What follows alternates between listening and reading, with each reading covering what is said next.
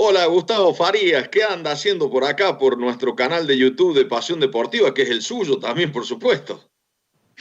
Hola, Turquito querido. Bueno, hoy estamos con roles invertidos. Me han pedido que hoy hagamos a la inversa y que te entreviste yo a vos, te pregunte acerca de los mundiales. Tenés una experiencia por más notable, 11 campeonatos del mundo, si no me equivoco, por ahí vos me ratificás.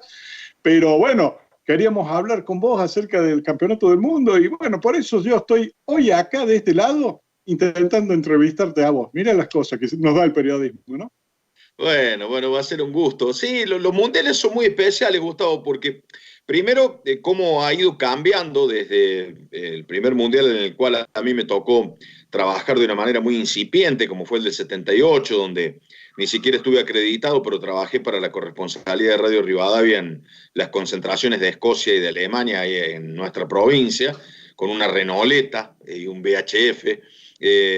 Hasta lo que, bueno, ha podido hacer en los últimos mundiales, que es con esto, con un celular chiquito, no solo comunicarte con la radio, con los canales, con lo que sea, sino además hablar con los tuyos, mirar a tus hijos, a tus padres. Realmente suele decir Alejandro Apo que la edad de los chicos se mide por la cantidad cuando van pasando los mundiales. Él mide la edad de sus hijos de acuerdo a lo que han ido. Bueno, esos 4 años son un segmento muy especial, ¿no? Turquito, ¿te animas a hacer una enumeración de todas las tecnologías por las que tuviste que pasar desde el 78 a 2018?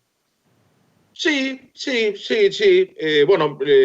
En el Mundial 78, la sala de prensa que estaba instalada en pleno centro de Córdoba contaba con teléfonos DDI, que eran la posibilidad de hacer llamadas internacionales, y después, bueno, todo lo que fuera teletipos, ¿no? Y a nivel fax y todas esas cosas que se repitieron ya en el 82, me tocó trabajar en Torre España, ahí con el Gordo Muñoz, prácticamente yo estaba casi todo el día ahí, porque además me gustaba mucho, estaba desde la mañana con Héctor Larrea, con Juan Alberto Badía, con Antonio Carrizo, haciendo flashes permanentemente, e íbamos a las canchas, pero la comunicación era telefónica, la forma de informarnos era a través de la gente de prensa que tenía cada selección, que nos mandaba los fax o los partes de prensa contando de los entrenamientos, de la posible formación de los equipos, de qué iba sucediendo con España,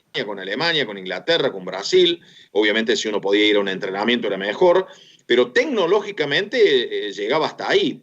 Las anécdotas, más allá de que siempre ya de a poquito la tecnología se fue metiendo, Gustavo, es lo personal. Es decir, yo en esa época, para poder llamar a mis viejos, para saber cómo estaban, tenía que buscar un teléfono público con monedas, y es más, rogar que el teléfono estuviera pinchado. Es decir, que Sí. entrara el mercado directo sin que pues si no, las monedas no te alcanzaban. Y vos reconocías en los centros de prensa o en las calles de Madrid o de Barcelona que un teléfono público estaba pinchado por la cola que había de sudamericanos para hablar en ese teléfono. Bueno, esas cosas que hoy parecen increíbles, pero que se daban y se repitieron más o menos en el Mundial 86 en México, con la aparición de algo de computación, no demasiado, pero en el Mundial de México, ¿sabés qué irrumpió? El VHS, las videocaseteras. Sí, señor. Había una sala de JBC que tenía videocaseteras y te permitía elegir los videocassettes de los partidos viejos de mundiales. Vos los ponías y los podías ver. Por ejemplo, eso era una revolución. ¿Sí? Ir y decir, quiero ver en el 86 la final del Mundial 78. Y vos ponías y veías aquel teléfono. Claro. Ya en el 90, en Italia, ya hubo un poquito más de computación, pero no tanta tampoco. Y la computación apareció, digamos, en lo que es Internet y lo que es el Wi-Fi y todo eso, en Estados Unidos 94. Yo recuerdo que había máquinas, yo pasaba al lado y movía el mouse y yo decía, ¿y esto qué es? Yo veía una flechita que se movía Bueno, ahí me enseñaron un poco. Bueno, ya después, obviamente, en el 98 y todo eso, empezó a... Y siempre se fue mejorando, siempre se fue mejorando. Hoy era increíble ver en Rusia, como en los mundiales anteriores, precedentes, pero en Rusia, ver a la gente transmitiendo los partidos o pasando las informaciones con un celular o con una notebook muy chiquita o con una, qué sé yo, las tecnologías son cada vez más extraordinarias, ¿no? Y por ahí, así como nos sorprendía ver las cámaras de fotos de los japoneses en los primeros mundiales, que tenían unos telescopios, bueno, ya hoy con una camarita, bueno, por eso estamos haciendo esto, ¿no? Osvaldo, claramente estar en un mundial para un periodista es casi la meca, ¿no? de la profesión. ¿Cómo vos separás lo emocional de lo personal? A veces cuando se elimina Argentina, ¿cómo trabaja tu cabeza al momento de seguir, tener la obligación de seguir informando, de seguir metiéndote en el mundial, una vez que Argentina ya está de lado?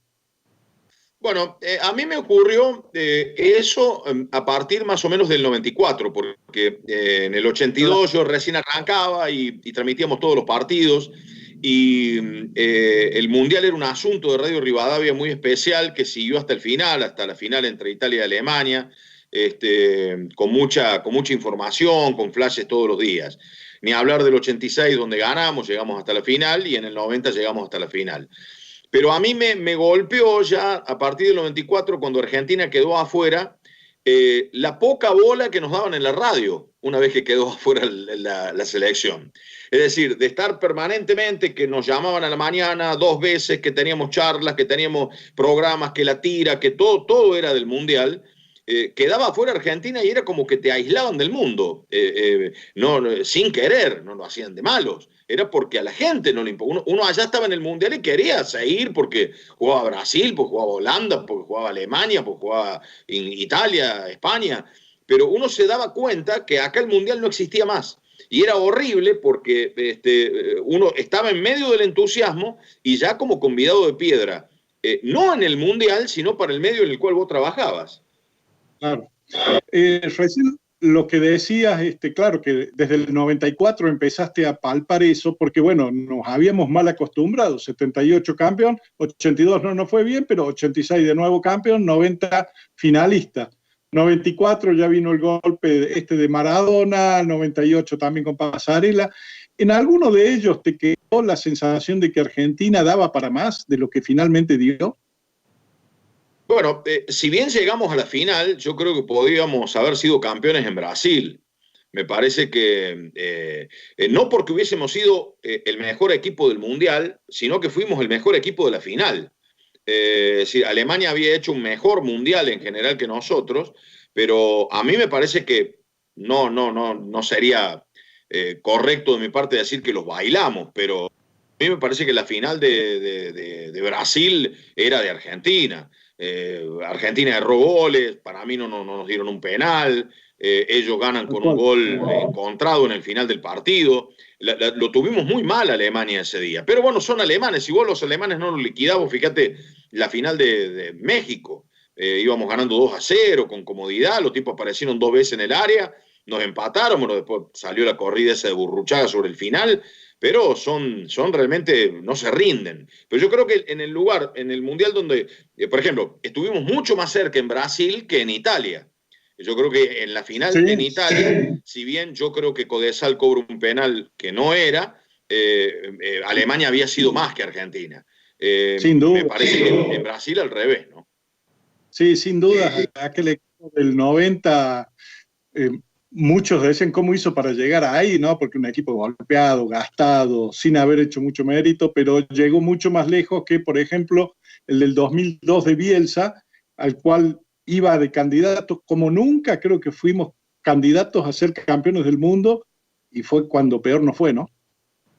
Yo creo que fue una de las grandes injusticias que yo recuerdo en el fútbol. Voy a hacer un parangón para que me entiendan más los cordobeses, sobre todo los de Talleres, ¿no? Los de Belgrano les va a importar un bledo. pero fue tan injusto como que Talleres no le ganara a Independiente aquella final del Nacional 77, más allá de un arbitraje deplorable que perjudicó a Independiente, y bueno, sabemos cómo es la historia. Que Bielsa no hubiese seguido en ese Mundial fue una injusticia, porque el equipo era una máquina, era un equipo que jugaba al ataque en todas las canchas, que arrasó la eliminatoria, que tenía grandes jugadores, a lo mejor se excedió de vértigo, es probable, pero pocas veces yo vi a Inglaterra colgada del travesaño, como en el partido que nos gana a nosotros 1-0 en ese Mundial. Contra Grecia no ligamos. Me parece que, además sacamos, fíjate, 3 resultados, derrota, empate y victoria, que en otros mundiales nos hubiera permitido pasar. En ese Mundial no pasamos. Y, digamos, me parece que si Argentina pasaba, iba a hacer cosas serias. Yo creo que, entre otras cosas, por ejemplo, íbamos a ver al mejor Pablo Aimar, de un mundial, que estaba para eso en ese mundial, ¿no? ¿Qué jugador te quedaste con ganas de ver en un mundial que no haya participado, por ejemplo? Y bueno, yo me quedé con ganas, por ejemplo, en Argentina, de verlo a Cruyff. Es decir, me hubiera gustado que Cruyff viniera, lo vi por televisión en las primarias imágenes televisivas que nos llegaban de los mundiales 70 y 74 acá en la Argentina, y bueno, Cruyff era un jugador extraordinario. Y después seguramente algún otro que por ahí descollaba en algún equipo, pero su selección no daba lo que podía dar, ¿no? A mí me hubiera gustado, no se dio, y bueno, no se dio para bien, pero Ramón Díaz en el 90 podría haber jugado tranquilamente, ¿no? Es decir, era un delantero extraordinario. Bueno, sabrá y supo Bilardo manejar los grupos, supo a lo mejor de distanciamientos que había entre Diego y él, y no le convenía el grupo. Hablando de jugadores argentinos, ¿no? Después, bueno, me hubiera gustado verlo a Messi con Alemania en el Mundial del 2002. Del 2002, sí. 2006. Me parece que Pekerman pecó de lo que siempre pecó Pekerman. La gente cree que Pekerman es un técnico ofensivo y es todo lo contrario. Pekerman es un técnico que arma los equipos de atrás para adelante, muy vivo, muy inteligente. Bueno, por eso en los mundiales juveniles nunca jugó con Riquelme y Aimar juntos. Bueno, ese día lo tenía que haber puesto a Messi, no a Cruz. Para mí, o sea, yo creo que si jugaba Messi ese rato, Alemania no llegaba a los penales. Fue la peor Alemania que enfrentamos en un mundial, Gustavo, esa. Y sin embargo, sí, nos ganó por penales. Sí, ese también es uno de los tragos amargos que nos quedaron los argentinos en los mundiales, que sentimos que en ese torneo tal vez merecimos estar un poquito más arriba, o pudimos estar más arriba, ¿no? Sí, sí. Osvaldo, en esta discusión estéril de siempre, de decir Maradona, Messi, Pelé, quién fue el mejor, muchos a Messi le achacan el hecho de no haber sido campeón mundial. Eso a la larga, más allá de que Messi todavía es una campaña que todavía está en desarrollo, todavía lo puede alcanzar, ¿vos crees que el hecho puntual de no ser campeón del mundo le impide medirse con Maradona o Pelé? No. Yo creo que Messi podrá no ganar un mundial. Cruyff Di Stéfano no ganó una Copa del Mundo, por ejemplo, ¿no? Cruyff no ganó un mundial. Cruyff perdió una final increíble con Alemania. ¿Y quién puede negarlo a Cruyff dentro de pues ya no es un podio, ya ahora con el paso del tiempo ya tenés 5, 6, Di Stéfano, Pelé, Cruyff, Maradona, Messi y demás, ¿no? Yo la única sensación que tengo de Lionel cuando cotejo Barcelona selección es aquello de la falta de momentos límites de Messi, la falta de cambiarse en un vestuario pensando que puede perder un partido. Yo creo que en el Barcelona él se está poniendo las vendas en el Nou Camp o en la cancha que sea con la camiseta del Barça, y en el 92-93% de los casos sabe que va a ganar por el equipo que tiene alrededor. ¿Qué quiero decir con esto? Messi no ha jugado en Argentinos Juniors, no ha jugado en el mismo Santos como jugaba Pelé, porque el Santos no era el equipo más grande de Brasil, no ha jugado en el Napoli contra el Milan. Seguramente lo hubiera hecho y lo hubiera hecho muy bien, pero siempre ha tenido al lado una corte de cracks, porque si vos jugás con Iniesta, con Xavi, con Suárez, con Neymar, y la cosa se facilita, ¿no? Maradona jugaba en el Napoli con Farías, Güeve y Careca. Sí, y el tipo iba y le ganaba al Milan, le ganaba al Inter. Ahí yo marco la diferencia, que por eso creo que Maradona es el más grande de la historia, pero no descalifica para nada a Messi. Messi es un tipo por el cual pagás 25 entradas para ir a ver un partido, ¿no? Sin duda. Osvaldo, ¿te animás a hacer un ranking de las selecciones argentinas que más te gustaron en campeonatos del mundo? Bueno, yo no tengo dudas que lo del 86 fue la mejor. A mí me parece que el 86 la ganó con un Maradona bien rodeado, con todo en contra, porque los mexicanos eran hinchas hasta de Alemania. Fue una gran selección. Pero, y esto no es para quedar bien, ¿eh? La del 78 fue un gran equipo, Gustavo, fue un cuadrazo. Si bien se movió y jugó en un campeonato mundial con un contexto social y político en la Argentina muy especial, que yo no soy, no soy capaz de decir lo favoreció seguramente en algo, por ejemplo, que Brasil jugara un día antes que nosotros, unas horas antes que nosotros, su partido contra Polonia y después jugáramos contra Perú, sabiendo qué teníamos que hacer, cuántos goles teníamos que hacer, esas cosas que no las organizó Argentina, estaban así organizadas por la FIFA. Pero el equipo del 78 fue muy buen equipo y el de Argentina 86 fue, el de México 86 fue realmente un gran equipo. De los más nuevos a mí me gustó mucho el de Bielsa. Yo sé que caigo en el fracaso de la vuelta primaria, ¿no? Temprana, pero el de Bielsa me gustó mucho. Y yo me enamoré del equipo de Sabella, lo que fue logrando Sabella en Brasil. Desde el primer partido donde se equivocó un montón, hasta el correlato del Mundial, donde fue aceitando las piezas con jugadores como Biglia, Enzo Pérez, que no lo teníamos en carpeta, y el equipo realmente jugó muy bien. A mí me parece que el de Sabella fue un equipo muy digno, ¿no? Sin duda, sin duda. Osvaldo, y si sacamos a Argentina, ¿qué otros equipos de otras selecciones te gustaron en el recorrido este que has podido disfrutar en 11 mundiales? Bueno, hay curiosidades, ¿no? Por ejemplo, el Italia de España 82 era horrible. La primera ronda empató los 3 primeros partidos. Y después era una máquina tan aceitada, se aceitó de una manera tal, con Bearzot de técnico, que a mí me parecía imbatible. Desde cuartos de final en adelante me pareció un equipo imbatible. Yo soy muy de los equipos, no parezco tan cordobés en cuanto al gusto futbolístico. A mí me gustan los equipos bien armaditos, me gustan los equipos de Bilardo, de Bianchi, del Toto Lorenzo. No es que me disgusten los otros, pero me gustan los equipos que están bien armados, que son equipos pétreos, pragmáticos. Y me parece que esa Italia fue fenómena. Y después, bueno, está claro que con el transcurso de los mundiales, entre el 82 y el 86, nos quedamos sin ver a Francia en la final. Se topó con Alemania, lo tenía de nieto Alemania, una cosa increíble. Francia era con Tigana, con Platini, con Girés, con Amorós, era un cuadrazo sensacional. Me parece que la España que gana el Mundial de Sudáfrica es un equipo lindo también. Yo creo que hemos visto, y bueno, los Brasil, algunos más, otros últimamente poco, sorprendentemente. Bueno, ahí tenés vos. A mí me gusta el fútbol más pragmático, pero Brasil cuando lo practicó y salió campeón, fue feo. Ese Brasil de los Estados Unidos, el Dunga, yo lo amo Dunga tácticamente, yo lo elijo para mi equipo, para que me maneje el medio. Pero eran equipos grises. Los Brasil que ganaron mundiales bien son Brasil de la playa. Bueno, ahí yo a Brasil no le pido que sea pragmático. Me gusta que juegue como en la playa.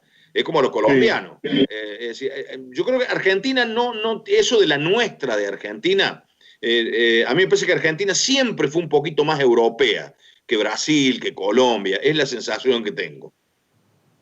Osvaldo, y de ese equipo del 82 que decías de Italia, estaba acompañado de otras selecciones fantásticas que, bueno, acabas de nombrar a Francia, la misma Alemania, Argelia, que dio una sorpresa mayúscula en aquel momento. ¿Te parece que fue cuál de ellos te parece que fue el campeonato de mayor nivel que se haya visto? Para mí el de México fue un gran mundial, ¿eh? El de México fue un gran mundial. Argentina tuvo la fortuna que, por ejemplo, no se topó con Francia o Brasil. porque si bien Francia lo saca Brasil, después Alemania lo saca Francia. Y a mí me parece que jugar contra esa Francia y contra ese Brasil hubiera sido realmente peligroso. Eran muy buenos equipos. No es que Argentina jugó con Bélgica y con Alemania y no jugó contra nadie, no, eran buenos equipos, pero para mí no hubiese sido lo mismo si nos tocaba Francia o Brasil, ¿no? Esos equipos yo creo que el Mundial de México fue muy lindo, me parece que el Mundial de Francia fue un lindo mundial, porque esa Francia jugaba muy bien, Brasil padeció todo el affair Ronaldo y todas esas cosas, pero fue un lindo mundial. Y los mundiales, a medida que ha ido pasando el tiempo, Gustavo, se vuelven cada vez más aburridos. Los jugadores llegan cansados, es como que llegan al límite físicamente.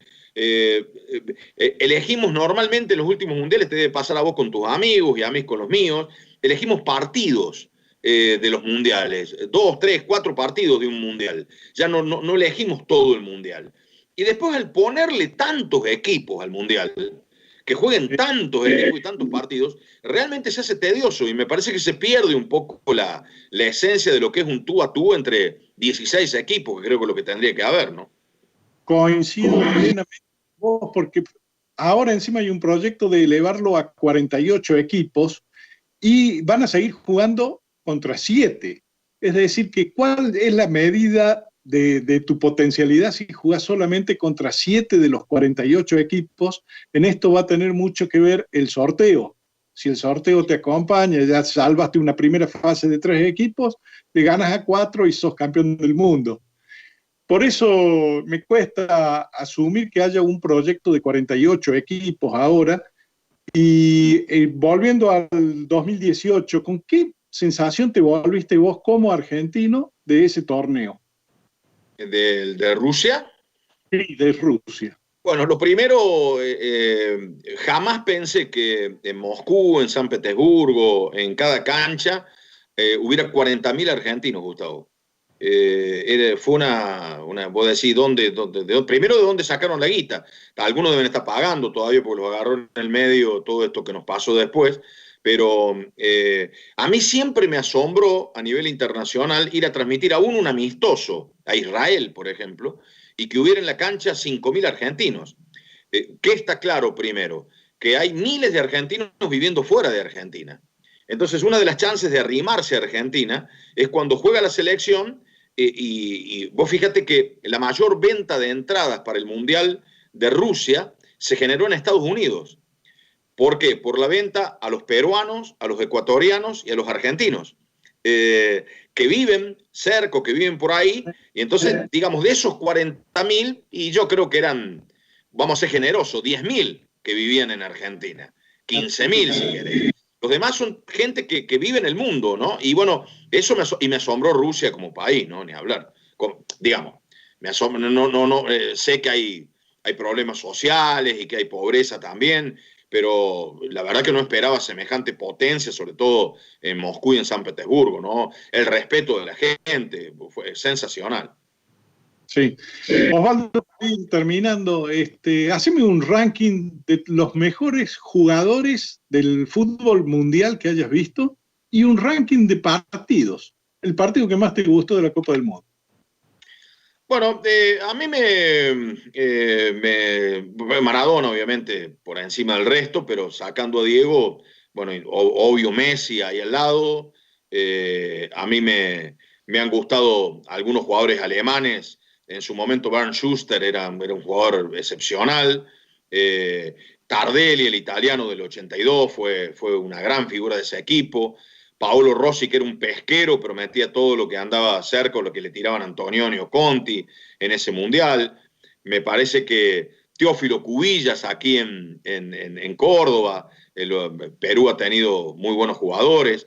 La generación de los colombianos, ¿no? Valderrama, Rincón, Colombia ha hecho. Y bueno, y después Brasil, insisto, caemos en Brasil porque Ronaldinho, Romario, el gordo Ronaldo, Bebeto. Los tipos siempre han tenido para ser dulce, ¿no? Si vos estás en medio de la cancha como número 5, vamos a suponer que yo sea Dunga, y lo veo pasar a Roberto Carlos y a Cafú uno para cada lado, digo, no podemos perder nunca con estos tipos. No podrán hacer goles, pero llegamos mucho. He visto grandes jugadores de países africanos, Drogba es una debilidad. Didier Drogba me parece que es un delantero realmente sensacional, ¿no? Así que muchos. Y yo, partidos hay varios, indudablemente hay varios, pero yo me quedo con uno que me tocó transmitir de Unión Soviética-Bélgica en el Mundial del 86, junto con el gol de García Blanco. Le metieron la mano en el bolsillo a la Unión Soviética, le chorearon el partido de una forma, pero creo que terminó 4-3, una cosa así, fue un partido tremendo.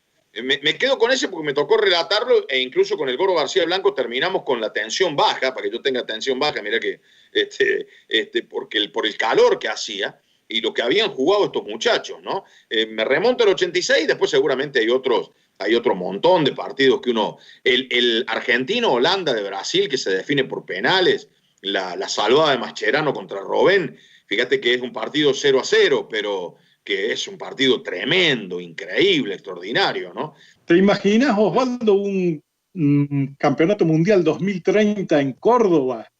Al menos estamos en camino, ¿no? Bueno, sería muy lindo, sería muy lindo. Yo siempre digo, yo el Mundial 78 lo disfruté como hincha, como espectador, con televisión blanco y negro, saliendo a las calles después de cada triunfo, con ese rumor en el oído por el hecho de ser estudiante universitario de las cosas que pasaban extra fútbol y lo que le pasaba al país. Después nos fuimos enterando de cosas muy serias.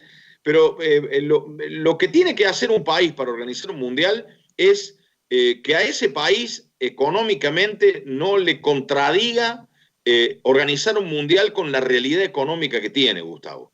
Nosotros fuimos a México con enormes estadios, desde el Azteca hasta el que se te ocurra, y no había agua potable, porque había habido un gran terremoto el año anterior, y había gente muy pobre. He ido a Copas América, yo recuerdo el negro Brizuela decía siempre en broma, ¿no? Las Copas América deberían jugarse en Europa.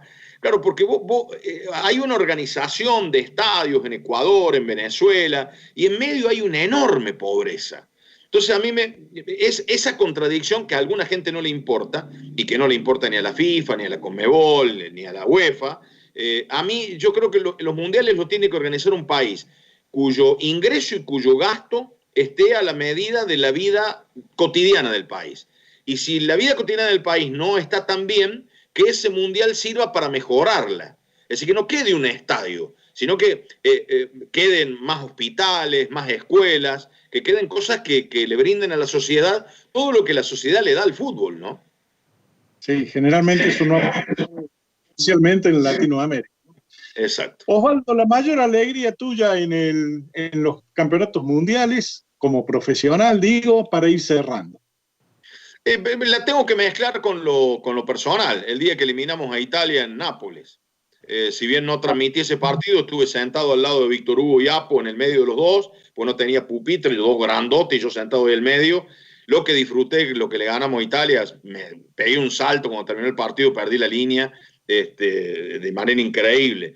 Y después como profesional, el mundial que transmití Argentina en Brasil para Cadena 3, fue realmente un gusto porque estuvimos ahí, viví grandes alegrías con mis compañeros cordobeses, así que fue una cosa muy linda. Y mi primer gran medalla es haber transmitido en el Giuseppe Meazza, Alemania-Holanda, en el Campeonato del Mundo de Italia, el día que dirigió Lustó el partido, que echó a Rijkaard, a Boehler, al mismo tiempo que Argentina sacaba a Brasil en Turín.